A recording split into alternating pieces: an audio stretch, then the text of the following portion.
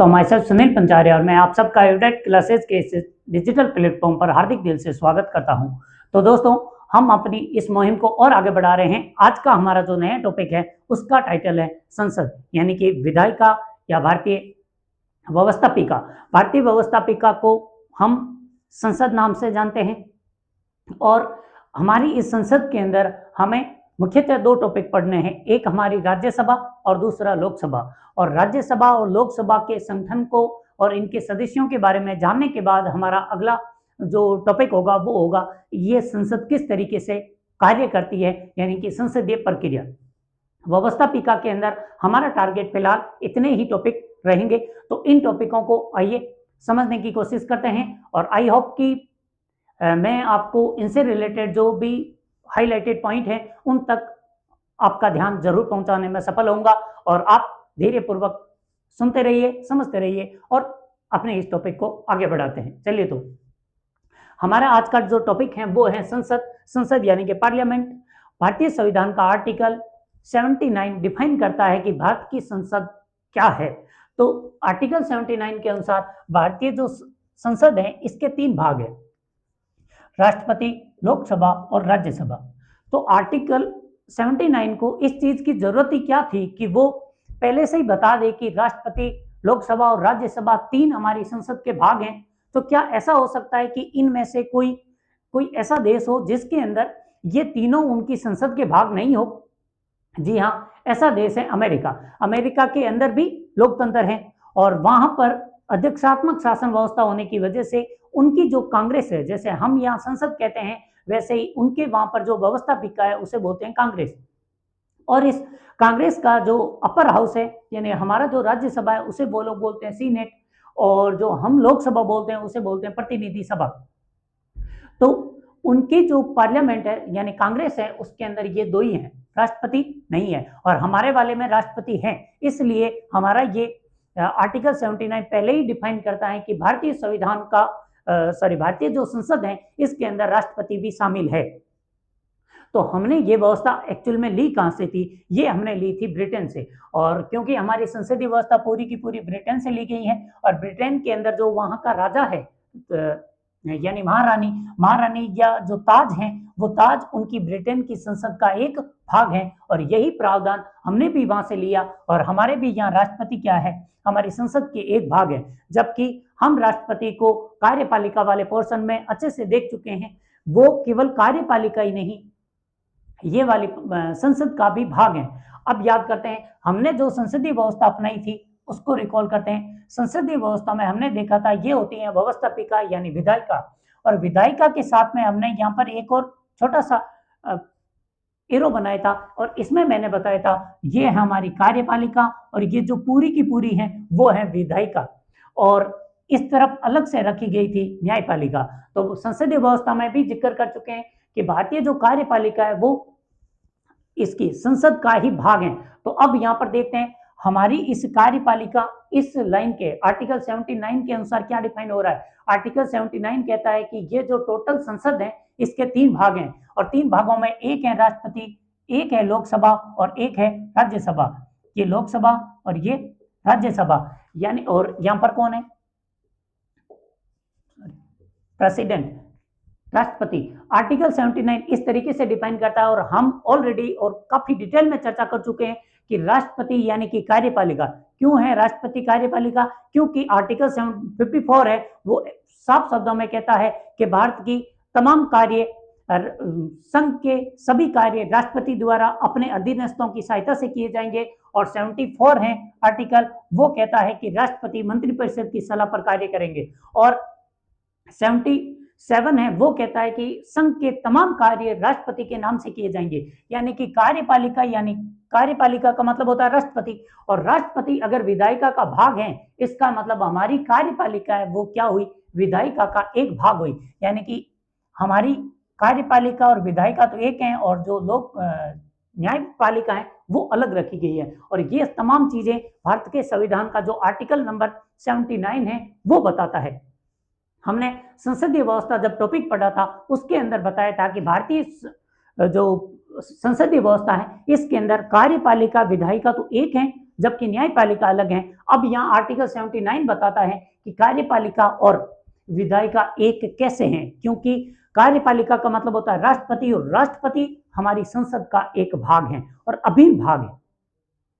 यहां तक ठीक है। अब देखते हैं कि राष्ट्रपति अभिन्न भाग है तो इसका मतलब क्या हुआ, राष्ट्रपति किस तरीके से अभिन्न भाग है। क्योंकि एक हमारे संविधान में फिक्स प्रावधान है कि व्यवस्थापिका या विधायिका का कार्य क्या है। विधायिका का कार्य है किसी भी प्रकार की विधि यानी कि कानून को बनाना, और भारतीय संविधान में साफ शब्दों में लिखा गया है कि संसद द्वारा पारित यानी कि लोकसभा और राज्यसभा द्वारा पारित कोई भी बिल तब तक कानून नहीं बनेगा यानी एक्ट नहीं बनेगा जब तक कि इस पर राष्ट्रपति हस्ताक्षर ना कर दे। इसलिए हम कह सकते हैं कि भारत के जो राष्ट्रपति हैं वो संसद का एक अंग है, क्योंकि संसद का कार्य तब तक संपन्न नहीं होता जब तक उस पर राष्ट्रपति की मोहर नहीं लगती। तो आर्टिकल 79 कहता है कि भारतीय संसद के 3 भाग हैं, राष्ट्रपति, राज्यसभा और लोकसभा। और राष्ट्रपति क्यों भाग हैं, क्योंकि संसद का पारित कोई भी अधिनियम बिल तब तक बिल ही रहता है जब तक उस पर कोई राष्ट्रपति के हस्ताक्षर ना हो जाए। तो ये है आर्टिकल 79। आई होप कि मैं इसे समझाने में सफल हुआ। अब हम हमारे इस चर्चा को आगे बढ़ाते हैं और आज का हमारा जो मुख्य टॉपिक है जिस पर हम चर्चा करना चाहते हैं, क्योंकि राष्ट्रपति पर ऑलरेडी चर्चा हो चुकी है, तो आज का टॉपिक है राज्यसभा। राज्यसभा जिससे 1954 से पहले इसे बोला जाता था राज्यों की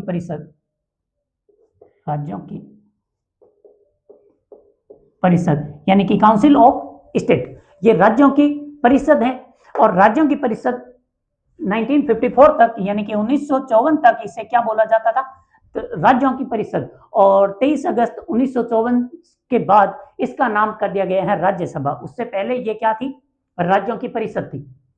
तो राज्यसभा जो कि जिसको उच्च सदन भी कहते हैं, इसको स्थायी सदन भी कहते हैं और इसको राज्यसभा भी कहते हैं और इसे राज्यों की परिषद भी कहते हैं। ये तमाम नाम राज्यसभा के दिए गए हैं और राज्यसभा के बारे में जो आगे का विवरण दे रखा है वो दे रखा है आर्टिकल नंबर 80 में। यानी कि जब हम राज्यसभा पढ़ते हैं तो राज्यसभा से संबंधित कौन कौन से अनुच्छेदों के अंदर राज्यसभा को अलग से डिफाइन किया गया और राज्यसभा की कुछ विशेष बातें बता रखी है, हम उन अनुच्छेदों को आज की क्लास में देखेंगे। उसके बाद लोकसभा को देखेंगे और फिर आगे की जो क्लास होगी उसके अंदर राज्यसभा और लोकसभा के जो कॉमन प्रावधान है उनको एक साथ देख लिया जाएगा। तो सबसे पहले देखते हैं आर्टिकल नंबर 80 क्या कहता है। आर्टिकल नंबर 80 के अनुसार भारत की जो संसद की राज्यसभा है, राज्यसभा के अंदर कुल सदस्यों की संख्या 250 है। 250 सदस्य हैं भारतीय राज्यसभा के अंदर। इन 250 ये सदस्य आएंगे कहां से, ये आएंगे राज्यों की विधान सभाओं से। राज्यों की विधानसभा के जो सदस्य हैं वो अपने में से राज्य यानी उस राज्य से उनकी जनसंख्या के अनुपात में कुछ सदस्यों को निर्वाचित करके भेजेंगे। यानी कि इसके तमाम सदस्य प्रत्यक्ष जनता द्वारा नहीं आते, यहाँ पर चुनाव होता है इनका अप्रत्यक्ष चुनाव द्वारा, निर्वाचन द्वारा राज्यों की विधानसभाएं इन सदस्यों को यहाँ पर भेजेगी। और राज्यों की जब विधानसभाएं भेजेगी और वर्तमान में इनकी जो प्रभावी बहुमत वाली जो उपस्थित पूर्ण संख्या है वो है 245। 5 सदस्य हैं जो कि पीओके वाला क्षेत्र है वर्तमान का, उससे आने वाले थे लेकिन वो अभी तक क्लियर नहीं हुआ, तो इसलिए ये अभी तक आए नहीं, इसलिए इनकी संख्या फिलहाल खाली छोड़ी जाती है। और हर बार जब राज्यसभा के सदस्यों का निर्वाचन होकर वो उनका पद भरा जाता है तो 245 ही आता है। इस 245 में से 12 सदस्य राष्ट्रपति द्वारा मनोनीत किए जाते हैं, जबकि 233 सदस्य यहाँ पर अप्रत्यक्ष निर्वाचन द्वारा आते हैं। अप्रत्यक्ष निर्वाचन द्वारा जितने सदस्य आते हैं, ये जो व्यवस्था हमने ले रखी है कि राज्यसभा के सदस्यों का अप्रत्यक्ष निर्वाचन, ये हमने ले रखी है दक्षिण अफ्रीका से, यानी कि 233 + 12 सदस्य। इन सदस्यों में से इनका तो होता है अप्रत्यक्ष निर्वाचन और इनका होता है मनोनयन। ये मनोनयन की प्रथा हमने ली है आयरलैंड से और इन अप्रत्यक्ष निर्वाचन वाली ये जो व्यवस्था ले रखी है, ये ले रखी है हमने साउथ अफ्रीका से। तो आर्टिकल 80 के अनुसार भारतीय जो राज्यसभा है इसके अंदर 250 सदस्य हैं, उन 250 में से वर्तमान में भरे हुए पद हैं 245 हैं, उन 245 में से 233 सदस्य अप्रत्यक्ष निर्वाचन द्वारा यानी विधानसभाओं से आते हैं। और ये व्यवस्था हमने कहां से ली है? दक्षिण अफ्रीका से ली है। और 12 सदस्य हैं वो राष्ट्रपति द्वारा मनोनीत किए जाते हैं, और ये मनोनयन वाली जो प्रथा है हमने आयरलैंड से ली है। अब देखते हैं इनका जो अप्रत्यक्ष निर्वाचन होता है वो किस तरीके से होता है। अप्रत्यक्ष निर्वाचन की जो प्रथा है उसके नाम में कई बार हम राष्ट्रपति को पढ़कर आने के बाद इस नाम में अक्सर कंफ्यूज हो जाते हैं, तो इसको थोड़ा धैर्य के साथ समझते हैं। जिनका निर्वाचन होने वाला है वो पहली बात अप्रत्यक्ष होगा। अप्रत्यक्ष के बाद उसका नामकरण क्या किया गया है? एकल संक्रमणीय आनुपातिक प्रतिनिधित्व खुला मतदान प्रणाली। संविधान में खुला नहीं लिखा गया है, संविधान में ना तो गुप्त लिखा गया है ना ही खुला लिखा गया है। संविधान में केवल इतना नाम है, एकल संक्रमणीय आनुपातिक प्रतिनिधित्व प्रणाली द्वारा राज्यसभा के सदस्यों का निर्वाचन होगा। क्लियर यहां तक। लेकिन हमने जो आरपीए एक्ट है हमारे यहाँ, यानी कि लोक प्रतिनिधित्व अधिनियम 1950 और 1951 वाले के अंदर हमने लिख रखा है कि राज्यसभा के सदस्यों का ये जो चुनाव होगा वो हम खुले मतदान से करेंगे।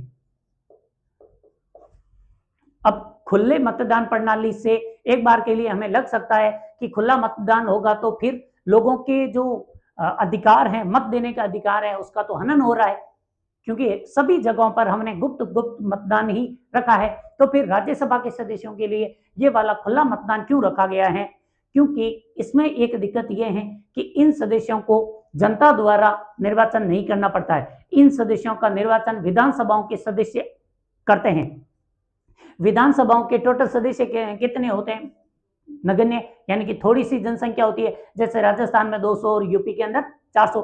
तो ये जो सदस्य हैं 403 या 404 है, तो ये जो सदस्य हैं ये तो मुट्ठी भर सदस्य हैं। इनको अगर चुनना हो तो कोई भी अमीर व्यक्ति जिसके पास पैसा बहुत ज्यादा है वो इन सदस्यों को कुछ लालच देकर राज्यसभा के अंदर अपनी सीट अपने नाम में करवा सकता है, क्योंकि कुछ लोगों को खरीदना सिंपल होता है। यानी कि भ्रष्टाचार की संभावनाओं को रोकने के लिए इस प्रथा को रखा गया है खुली, यानी कि ये चेक करने के लिए कि कौन सी पार्टी किस व्यक्ति को मतदान दे रही है। यहाँ पर खुला मतदान होता है। हम कई बार राज्यसभाओं के चुनाव देखते हैं, अक्सर किसी साल राजस्थान में देखोगे, किसी साल यूपी में, किसी साल बिहार के अंदर, कहीं पर भी एमपी, बिहार, तमिलनाडु, जहां भी चुनाव होंगे, राज्यसभा के सदस्यों के चुनाव होंगे, तो वहां पर ये चीजें बार बार सुर्खियों में आएगी कि जब कोई विधायक अपना वोट देगा, वोट देने के बाद वो अपनी पार्टी के लोगों को अपना वोट दिखाएगा कि मैंने किस व्यक्ति को अपना वोट दिया है। इससे पता चले कि कौन सी पार्टी किस व्यक्ति की समर्थक है। इसलिए यहाँ पर खुला मतदान रखा गया है, और ये इन्हीं में ही होता है खुला मतदान। इसलिए मैं ज्यादा फोकस कर रहा हूँ, क्योंकि अगर आपने इस वर्ड पर नोटिस नहीं किया हो तो एग्जाम के अंदर कंफ्यूजन की पूरी संभावनाएं रहेगी कि हम खुले की जगह, क्योंकि मतदान की जब भी बात आती है गुप्त नाम पहले जुड़ जाता है, तो उस गुप्त की दिक्कत यहाँ मत रखना, क्योंकि यहाँ पर खुला है तो खुला ही रखना है। तो और ये प्रक्रिया हमने ली है दक्षिण अफ्रीका से, एकल संक्रमणीय आनुपातिक प्रतिनिधित्व।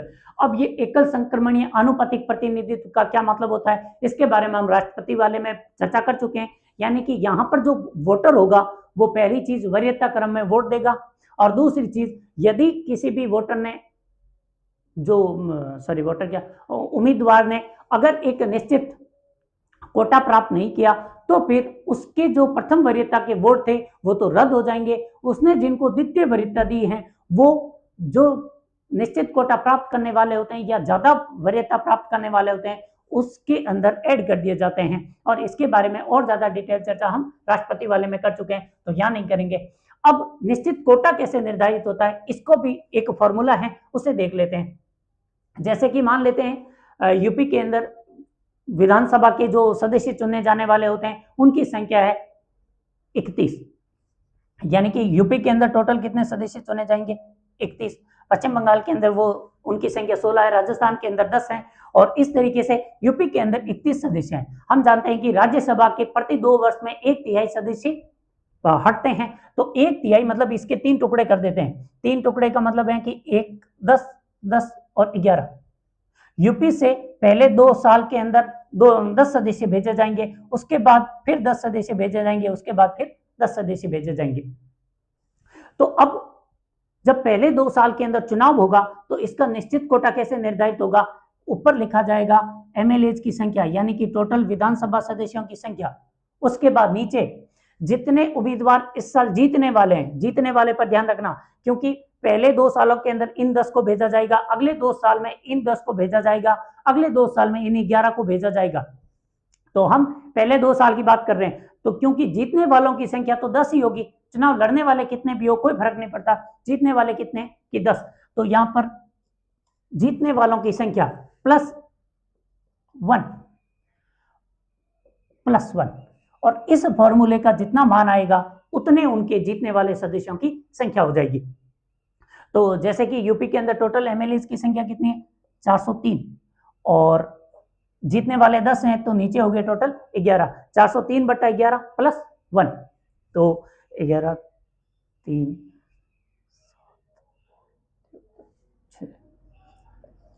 36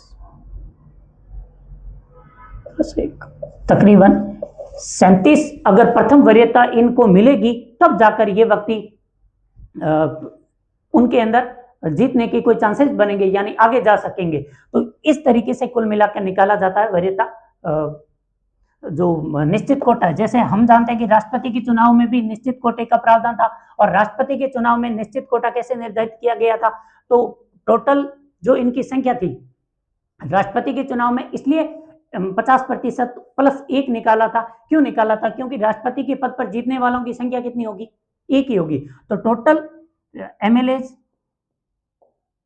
प्लस एमपीज का जो मत मूल्य है उसके अंदर जीतने वाले की संख्या 1 ही होगी, तो 1 में +1 करो तो 2 और प्लस में 1 किया जाएगा, यानी कि ये 2 का भाग लगने का मतलब होता है 50% और यानी कि आधा कर देना यानी 50%। जितना मत मूल्य है उसके 50% से 1 ज्यादा, इसलिए वो वहां पर लिखा गया था कि 50% से ज्यादा निश्चित कोटा धारण करना पड़ता है। और बाकियों में भी कोटा तो वही होता है, फॉर्मूला भी यही है, लेकिन ये जो संख्या है +1 करने से पहले ये संख्या उनकी संख्या होती है जो कि जीतने वाले होते हैं, बाकी चुनाव लड़ने वालों से कुछ नहीं होता। जैसे राष्ट्रपति के चुनाव में अगर 5 लोग चुनाव लड़ते तो यहाँ पर 5 नहीं आएगा, यहाँ पर हर बार 1 ही आएगा, क्योंकि जीतने वाला तो 1 ही राष्ट्रपति बनेगा, बाकी सब तो हारने वाले होते हैं। तो ये एक अनुपातिक प्रतिनिधित्व वाले का फॉर्मूला होता है कि जितने टोटल वोट देने वाले वोटरों की संख्या बट्टे जीतने वालों की संख्या +1 और +1। ये एकल संक्रमणीय निर्वाचन प्रणाली द्वारा यहाँ पर अप्रत्यक्ष रूप से निर्वाचित होते हैं राज्यसभा के सदस्य।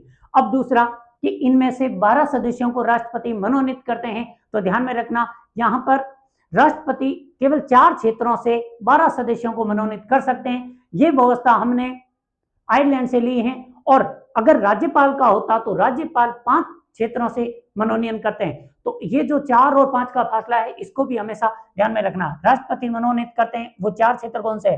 कला के क्षेत्र से, साहित्य के क्षेत्र से, विज्ञान के क्षेत्र से और समाज सेवा के क्षेत्र से। इन 4 क्षेत्रों से राष्ट्रपति 12 सदस्यों को मनोनीत कर सकते हैं। अगर राज्यपाल होता तो फिर वहां पर सहकारिता के क्षेत्र में किए गए कार्यों के लिए भी मनोनयन होता, जबकि राष्ट्रपति केवल इन 4 क्षेत्रों से होता है, सहकारिता इसमें नहीं है। आप अगर बड़े डिस्क्रिप्टिव टाइप के एग्जाम की तैयारी कर रहे हो जहां पर करंट अफेयर सबसे ज्यादा महत्वपूर्ण रखता है, यानी कि आप एडिटोरियल वगैरह पढ़ते हो, तब आप जानते होंगे कि वर्तमान दिनों में सहकारिता पर सबसे ज्यादा फोकस किया जाता है। तो सहकारिता इंपॉर्टेंस रखती है, तभी तो हमारे यहाँ पिछले साल सहकारिता के लिए नाम से एक अलग से मंत्रालय भी बना दिया। तो सहकारिता बहुत ज्यादा इंपॉर्टेंट है, लेकिन यहाँ ध्यान में रखना कि राष्ट्रपति सहकारिता के आधार पर एक भी सदस्य को मनोनीत नहीं करते हैं। ये मनोनयन सहकारिता के आधार पर केवल राज्यपाल करते हैं। तो ये था टोटल आर्टिकल 80 के अंदर प्रावधान किया गया था कि 233 सदस्य अप्रत्यक्ष द्वारा और 12 सदस्य मनोनयन द्वारा इसके अंदर आएंगे। अब हम आते हैं आर्टिकल नंबर 83 के अंदर। राज्य जो आर्टिकल नंबर 83 है वो बताता है कि राज्यसभा स्थायी सदन है, इसका कभी भी किसी भी परिस्थितियों में इसका ये कभी भी भंग नहीं होगी। तो राज्यसभा के सदस्यों के कार्यकाल के बारे में 83 कुछ भी नहीं बताता, ये केवल इतना बताता है कि प्रति 2 वर्ष में 1/3 सदस्य पद मुक्त होंगे। अब इस बात को थोड़ा सा धीरे से सुनते हैं। पहली चीज, क्या राज्यसभा के सदस्यों का कार्यकाल 6 वर्ष होगा, ये संविधान में कहीं लिखा हुआ है? तो जवाब होगा जी नहीं। हम भावनाओं में बहने की पूर्ण संभावनाओं के साथ हैं, क्योंकि राज्यसभा के सदस्यों का, ये लाइन तो हम सभी पढ़ते हैं, प्रति 2 वर्ष में 1/3 सदस्य पद मुक्त होते हैं। ये बात तो संविधान में लिखी गई है, आर्टिकल 83 में। लेकिन क्या आर्टिकल 83 में यह भी लिखा हुआ है कि राज्यसभा के सदस्य का कार्यकाल 6 वर्ष होगा? जी नहीं, ऐसा कोई भी प्रावधान यहां पर नहीं किया गया है। तो ये 6 वर्ष वाला कॉन्सेप्ट कहां है? आरपीए एक्ट यानी लोक प्रतिनिधित्व अधिनियम 1951, इसके अंदर लिखा हुआ है कि राज्यसभा के सदस्यों का कार्यकाल 6 वर्ष होता है। बाकी हमारा संविधान नहीं बताता है कि 6 वर्ष के बाद ही उसको हटाना होगा। तो ये सबसे ज्यादा इंपॉर्टेंट बात थी जो आर्टिकल 83 की थी, क्योंकि हम ऐसे छोटे छोटे पॉइंट होते हैं उनको बहुत ज्यादा इग्नोर करते हैं, और हम अच्छी बुक पढ़ते हैं, बुक के अंदर तो पूरा प्रावधान लिखा हुआ होता है, वो कई बार इस लाइन को भूल जाते हैं कि ये भी बता दें कि इनके अंदर कौन सी बातें संविधान में और कौन सी संविधान के बाहर की है। किन चीजों को हमने ऐसे ही स्वीकार कर लिया परंपरा के रूप में।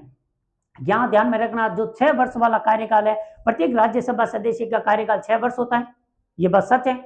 और भारत के संविधान का आर्टिकल 83 कहता है कि प्रति 2 वर्ष में 1/3 सदस्य पद मुक्त होंगे, यानी पहले 2 वर्ष में 1/3 गए, दूसरे 2 वर्ष में 1/3 और गए, यानी 2/3 गए, और तीसरे 2 वर्ष में, तीसरा जब 2 वर्ष आएगा तो 1/3 और गए, यानी कि टोटल सदस्य 6 वर्ष आते आते अपने पद से मुक्त हो जाएंगे। अब आता है कि हमारी प्रथम जो राज्यसभा का गठन हुआ था, वो चुनाव हुआ था 3 अप्रैल 1952 के दिन, और 15 मई 1952 के आसपास, शायद प्रथम 13 मई या 15 मई के आसपास प्रथम बैठक हुई। प्रथम बैठक होने के बाद में 1954 में पहली बार 2 साल कंप्लीट हुए, और आर्टिकल 83 के अनुसार 2 साल में राज्यसभा के 1/3 सदस्यों को पद मुक्त करना था। तो ये ऐसे कौन से सदस्य थे जिनका कार्यकाल केवल 2 वर्ष रहा था? तो ये जो भी सदस्य थे उनको लॉटरी के आधार पर हटाया गया था, यानी कि उनके अगर 245 सदस्य हैं, 245 सदस्यों के नाम लिखकर एक बक्से के अंदर डाल दिया गया। उसके बाद उस बक्से में से 1/3 सदस्य निकाले गए, यानी कि 82 सदस्यों के पर्चियां निकाली गई। उन 82 पर्चियों में जिन जिन सदस्यों के नाम थे उनका कार्यकाल 2 वर्ष में कंप्लीट हो गया।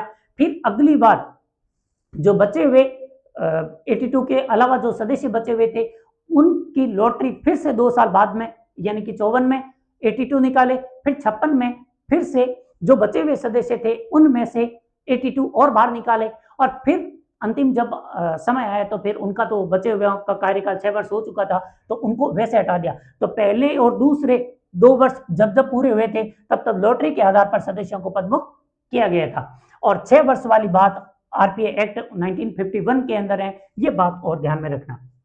अब देखते हैं योग्यताएं क्या है।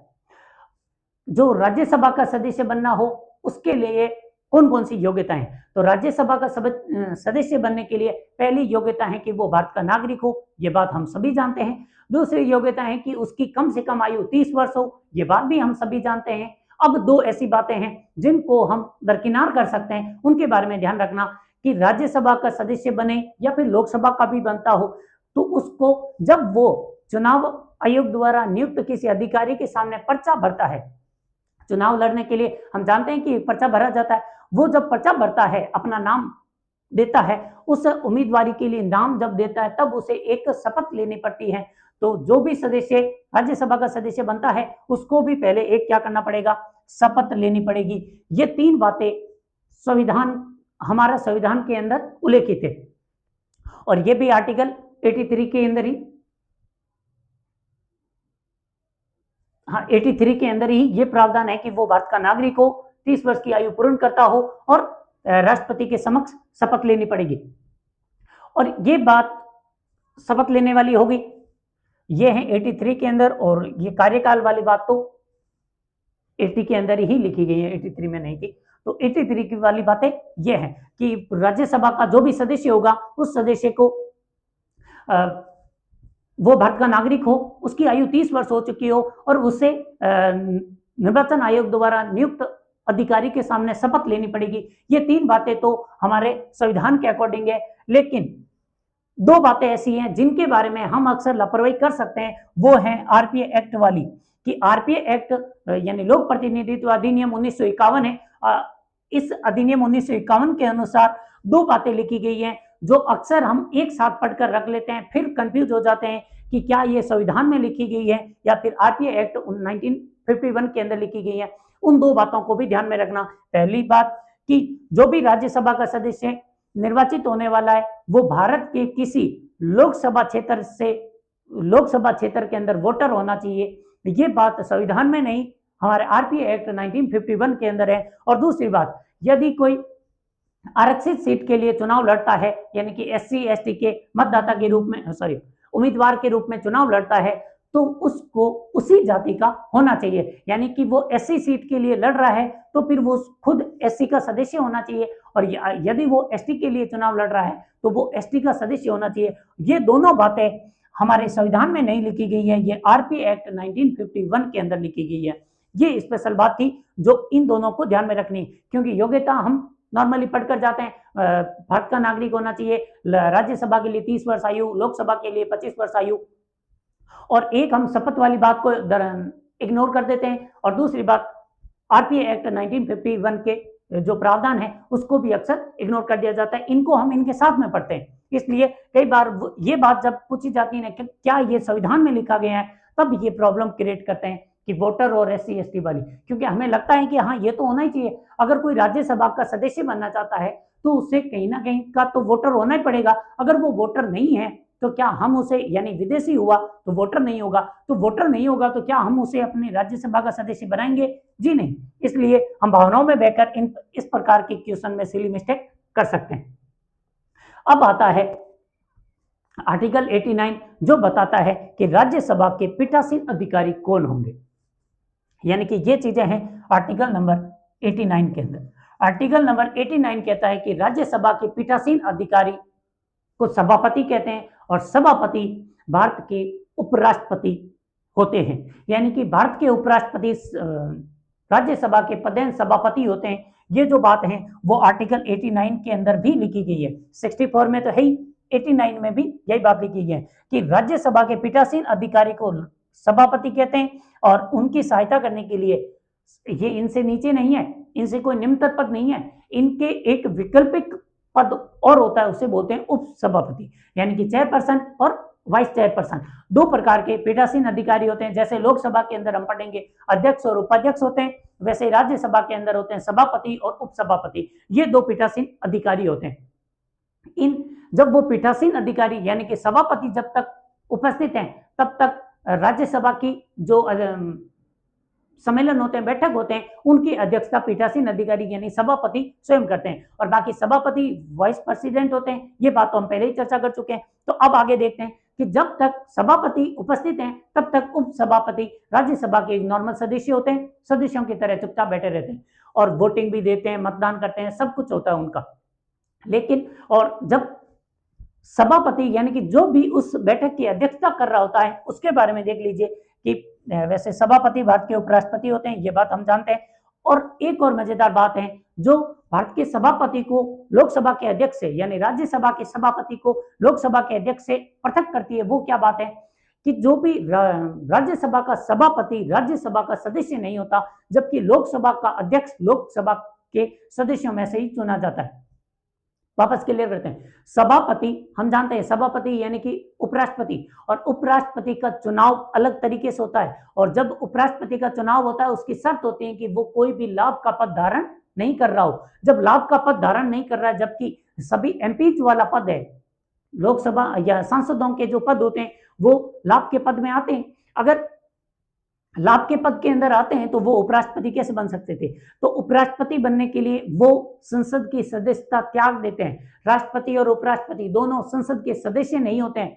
राष्ट्रपति अभिन्न अंग होता है, वो अलग बात है, जबकि दोनों संसद के सदस्य नहीं होते हैं। और जब उपराष्ट्रपति संसद का ही सदस्य नहीं है तो फिर राज्यसभा का कैसे सदस्य हो सकते हैं? इसलिए उपराष्ट्रपति ऐसे सभापति हैं जो खुद अपने सदन के सदस्य नहीं होते हैं। और फिर जो भी पीठासीन अधिकारी होता है उसको प्रथम बारी में मतदान देने का अधिकार नहीं होता है, वो केवल निर्णायक मत ही देते हैं। और निर्णायक मत का मतलब होता है कास्टिंग वोट होता है। और ये जो निर्णायक मत होता है ये तब दिया जाता है, मान लो कि बैठक के दौरान सदन के सदस्य बराबर दो भागों में बंट गए, यानी कि 200 सदस्य आए थे, 100 सदस्य पक्ष में वोट दे रहे हैं, 100 सदस्य विपक्ष में वोट दे रहे हैं, और ये बिल बराबरी पर आकर रुक गया, तो यहाँ पर जो अंतिम वोट दिया जाएगा वो हमारे सभापति का होगा, यानी जो अध्यक्षता कर रहे हैं उनका होगा। और अध्यक्ष जो भी अध्यक्षता कर रहे हैं उनका वोट जिस तरफ गिरेगा वो वाला पलड़ा भारी हो जाएगा, यानी बराबर होने की स्थिति में जिसको वोट सभापति निर्णायक वोट देंगे, यानी सभापति के वोट से ही निर्णय लिया जाएगा कि ये बिल पास होगा या नहीं होगा। और इस निर्णायक वोट का ही अधिकार होता है अध्यक्षता करने वाले पीठासीन सदस्य का। जब सभापति पीठासीन अधिकारी हैं तो वो कास्टिंग वोट देते हैं, यानी कि निर्णायक मत देते हैं, और जब उप सभापति अध्यक्षता करेंगे तो उस समय निर्णायक मत देने का अधिकार इनका होता है। ध्यान रखना, जब सभापति खुद उपस्थित हैं, यानी जब वाइस प्रेसिडेंट अध्यक्षता कर रहे हैं उस समय उप सभापति अपने वोट देंगे, लेकिन जब उप सभापति सभापति के रूप में काम करते हैं तब उनकी वोट नहीं गिरते। चलिए अब हम देखते हैं जो उप सभापति, सभापति के बारे में तो हम ऑलरेडी बहुत सारी चर्चाएं कर चुके हैं, क्योंकि वो तो खुद ही हमारे राष्ट्रपति उपराष्ट्रपति होते हैं, और उपराष्ट्रपति को कितने अधिकार मिलते हैं ये सारे टॉपिक हम पढ़ चुके हैं। तो आज का हमारा टॉपिक है उप सभापति, यानी कि वाइस चेयरपर्सन। वाइस चेयरपर्सन कौन होते हैं? आर्टिकल नंबर 90 देखते हैं। आर्टिकल नंबर 90 कहता है कि उप सभापति जो होंगे उनको किस तरीके से हटाया जा सकता है। एक तो उप सभापति अपना इस्तीफा दे दे सभापति को, जो कि भारत के वाइस प्रेसिडेंट भी है। यहां ध्यान में रखना, लोकसभा का अध्यक्ष उपाध्यक्ष को अपना इस्तीफा देते हैं, जबकि भारत के सभापति उप सभापति को इस्तीफा नहीं देते, क्योंकि भारत के सभापति उपराष्ट्रपति होते हैं, इसलिए वो अपना इस्तीफा राष्ट्रपति को देते हैं, न कि उप सभापति को। तो यहाँ उप सभापति की एक शक्ति कम हो रही है। सभापति उपराष्ट्रपति को अपना इस्तीफा नहीं देते, जबकि उप सभापति सभापति को दे सकते हैं। और जैसे लोकसभा का अध्यक्ष उपाध्यक्ष को देते हैं, उपाध्यक्ष वापस अध्यक्ष को अपना इस्तीफा दे सकते हैं। तो यहाँ एक लाइन कंफ्यूजिंग थी, लेकिन अगर आप ध्यान से पढ़ोगे तो समझ में आ जाएगा। राष्ट्रपति उपराष्ट्रपति कभी इनको वो इस्तीफा थोड़ी ना देंगे, वो तो राष्ट्रपति के मामले में चले गए। तो पहली चीज कि उप सभापति कैसे हटाए जाएंगे अपने पद से, तो पहले इनको हटाने के लिए लोकसभा खुद ही अपना राज्यसभा खुद अपना सभापति चुनेंगे, और सभापति उप सभापति को चुनेंगे। सभापति तो अनुपातिक प्रतिनिधित्व गुप्त मतदान प्रणाली द्वारा चुने जाएंगे। जब राज्यसभा ने अपने किसी सदस्य को उप सभापति बना दिया, उप सभापति बनाने के बाद उन्हें हटाना हो तो हटाने के लिए या तो ये अपना इस्तीफा दे दे, दूसरी कंडीशन कि जब सभापति को लगता है राज्यसभा को लगता है कि ये व्यक्ति उप सभापति बनने के योग्य नहीं है, तो फिर राज्यसभा इनको 14 दिन का नोटिस देकर एक संकल्प पारित करके प्रभावी बहुमत से पद से हटा सकते हैं। प्रभावी बहुमत हम ऑलरेडी चर्चा कर चुके हैं। टोटल राज्यसभा के सदस्य कितने हैं? 245। इस 245 का बहुमत यानी कि 123 सदस्य, 123 सदस्य जिस पक्ष में वोट देंगे, अगर पक्ष में वोट दे देते हैं तो फिर ये पद से मुक्त हो जाएंगे। जबकि साधारण बहुमत का क्या मतलब होता, जितने उपस्थित हैं, हो सकता है उपस्थित तो किसी दिन 200 ही हो, तो 200 होते तो फिर 200 का आधा 100, 100 से एक ज्यादा 101 सदस्य वोट देते तब भी ये हट जाते। लेकिन प्रभावी बहुमत है, इसका मतलब है कि कुल सदस्यों का, आपके हो सकता है कि टोटल 125 सदस्य उपस्थित थे और 125 सदस्य उपस्थित थे, वो उपसभापति को हटाना चाहते हैं। हटाने के लिए इनको कितना प्लस में वोट चाहिए? पक्ष में 123 सदस्यों का, क्योंकि प्रभावी बहुमत का मतलब होता है कुल सदस्य संख्या का बहुमत। तो आर्टिकल 90 है, वो कहता है कि उपसभापति को हटाने के लिए आपको 14 दिन का नोटिस देना होगा, और राज्यसभा यदि प्रभावी बहुमत से संकल्प पारित कर देती है तो उपसभापति हट जाते हैं। यहां लोकसभा का कोई किरदार नहीं होने वाला है। फिर हम देखते हैं कि आर्टिकल नंबर 90, आर्टिकल नंबर 90 कहता है कि अगर 91 कहता है कि यदि आपके हमारे यहाँ के सभापति किसी दिन अनुपस्थित हैं तो उस स्थिति में उपसभापति लोकसभा की राज्यसभा की अध्यक्षता करते हैं। ये तो सिंपल सी बात है, यही काम करेंगे, उपसभापति होते ही इसके लिए। अब आता है ज्यादा मजेदार आर्टिकल, जो कि हम सभी जानते हैं, ऑलमोस्ट पॉलिटी पढ़ने वाला हर व्यक्ति जानता है कि यदि सभापति या उपसभापति के विरोध में इनको हटाने की प्रक्रिया चल रही है, जैसा कि आर्टिकल 90 में हटाने की प्रक्रिया दे रखी है। यदि इनको हटाने की प्रक्रिया चल रही है, उस स्थिति में ये अध्यक्षता नहीं करते हैं, यानी इनकी जगह पर किसी और व्यक्ति को अध्यक्ष बना दिया जाता है, पीठासीन अधिकारी बना दिया जाता है। तो 92 कहता है किसी भी उप सभापति के या सभापति के विरोध में हटाने की प्रक्रिया चल रही है, ऐसी स्थिति में उस प्रक्रिया की अध्यक्षता ये स्वयं नहीं करेंगे, इनकी जगह पर दूसरे व्यक्ति को अपॉइंट किया जाएगा, वो करेंगे। और यही प्रावधान फिर अब आगे लोकसभा पढ़ेंगे तो 93 और 94 के अंदर यही सारे प्रावधान लोकसभा अध्यक्ष और उपाध्यक्ष के बारे में आएंगे। तो यहाँ फिलहाल हम पढ़ रहे हैं तो ये किसके बारे में, उपसभापति के बारे में, हटाने की प्रक्रिया के दौरान अध्यक्षता नहीं करेंगे। अब आता है एक अलग टर्म जिसे बोलते हैं उपसभापति panel, panel of vice chairperson.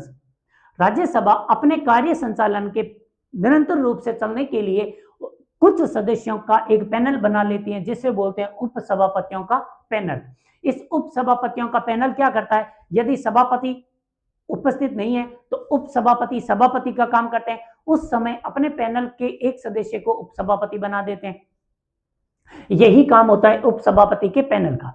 अब वापस इन शॉर्ट समझते हैं कि पूरी प्रक्रिया क्या है। यदि किसी दिन ऐसा हो जाए कि सभापति उपस्थित नहीं है, उपसभापति भी उपस्थित नहीं है, तो ऐसी परिस्थिति में अनुपस्थित है, यहां पर क्या है, अब्सेंट है।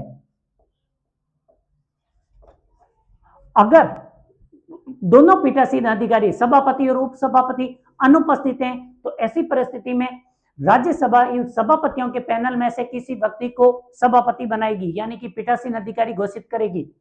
और अगर पद मुक्त हो गया है तो यहां दूसरा टर्म है, यदि पद मुक्त हो गया है ऐसी स्थिति में राष्ट्रपति राज्यसभा के किसी भी सदस्य को सभा में पीठासीन अधिकारी नियुक्त कर सकते हैं। दोनों टर्म अलग अलग चीजें हैं, थोड़ी धैर्य के साथ समझने की कोशिश करना। यदि राज्यसभा के सभापति और उपसभापति दोनों अनुपस्थित हैं, तब ऐसी परिस्थिति में इस पैनल का कोई भी सदस्य राज्यसभा का खुद का है और राज्यसभा खुद अपने लिए एक पीठासीन अधिकारी नियुक्त करेगी जब अनुपस्थिति है, यानी अब्सेंट है। और यदि उसका पद मुक्त हो गया है, यानी ना सभापति अपने पद पर बचे ना ही उपसभापति बचे, ऐसी परिस्थिति में जो पीठासीन अधिकारी यानी प्रेसिडिंग ऑफिसर जो नियुक्त किए जाएंगे वो राष्ट्रपति करेंगे। ये अलग बात है। पहले वाले में राज्यसभा स्वयं करती है, जबकि दूसरी वाली परिस्थिति में जब पद मुक्त हो ऐसी स्थिति में राष्ट्रपति स्वयं पीठासीन अधिकारी नियुक्त करते हैं। तो यह बात होगी। उसके बाद देखते हैं लोकसभा और राज्यसभा के बीच में कुछ जो माइनर प्रकार के डिफरेंस आते हैं उनके बारे में देखते हैं। पहली चीज कि धन विधेयक, कोई भी वित्त विधेयक है वो धन विधेयक है या नहीं, इसका निर्णय लेने का अधिकार लोकसभा के अध्यक्ष को है, लोकसभा को नहीं, लोकसभा के अध्यक्ष को है। वो किसी भी बिल को धन विधेयक या फिर वित्त विधेयक को धन विधेयक घोषित कर सकते हैं। जैसे कि जब आधार बिल गया था, आधार कार्ड वाला, तब लोकसभा के अध्यक्ष ने इससे मनी बिल घोषित किया था। तो ये अधिकार किसका है, जो मनी बिल घोषित कर दे वो होता है लोकसभा के अध्यक्ष को, ना कि राज्यसभा के सभापति को। एक अंतर आया। दूसरा, जब भी संयुक्त बैठक होगी यानी लोकसभा और राज्यसभा के दोनों के सदस्य एक साथ मिलकर कोई निर्णय लेने की स्थिति में होंगे, ऐसी परिस्थिति में अध्यक्षता करेंगे लोकसभा के अध्यक्ष, और दूसरा उसकी जो संपूर्ण प्रक्रिया है वो लोकसभा वाली प्रक्रिया फॉलो होगी, न कि राज्यसभा वाली प्रक्रिया। तो इन दोनों संयुक्त बैठक और धन विधेयक में लोकसभा को विशेष शक्ति दी गई है, वैसे ही कुछ विशेष शक्तियां राज्यसभा को भी दी गई हैं। उनमें कौन सी है, पहली, वाइस प्रेसिडेंट, उपराष्ट्रपति को पद मुक्त करवाना हो, हटाना हो तो राज्यसभा प्रभावी बहुमत से हटाएगी, जबकि लोकसभा केवल साधारण बहुमत से संकल्प पारित करेगी। उपराष्ट्रपति जैसे एक सेकंड वरीयता की यानी वरीयता क्रम में दूसरे पर आने वाले स्थान पर आने वाले पद से व्यक्ति को हटाने के लिए राज्यसभा को इतनी विशेष शक्ति दी गई है। और दूसरा आर्टिकल नंबर 249 हमें याद होगा, जहां हम हमारी संघात्मक व्यवस्था की एकात्मकता की और झुकाव के पॉइंट पढ़ रहे थे, वहां पर हमने देखा था कि आर्टिकल 249 कहता है राज्यसभा किसी भी राज्य सूची के विषय को राष्ट्रीय महत्व का घोषित करके संघ सूची का विषय बनवा सकती है। वो आर्टिकल 249 था, ये राज्यसभा को विशेष अधिकार था। और आर्टिकल 312 कहता है कि यदि कोई नई अखिल भारतीय सेवा का गठन करना हो तो इसकी पहल राज्यसभा करेगी। राज्यसभा को 3 विशेष शक्तियां अलग से दे रखी है, उनको देख लीजिए वापस। राष्ट्रपति को हटाने का जिम्मा राज्यसभा का है और किसी राज्य सूची के विषय को संघ सूची का बनाना राज्यसभा का और अखिल भारतीय नई सेवाओं का गठन करना राज्यसभा का। राज्यसभा इस प्रकार 3 प्रकार के अलग विशेषज्ञता रखती है, लोकसभा 2 विशेषज्ञता रखती है।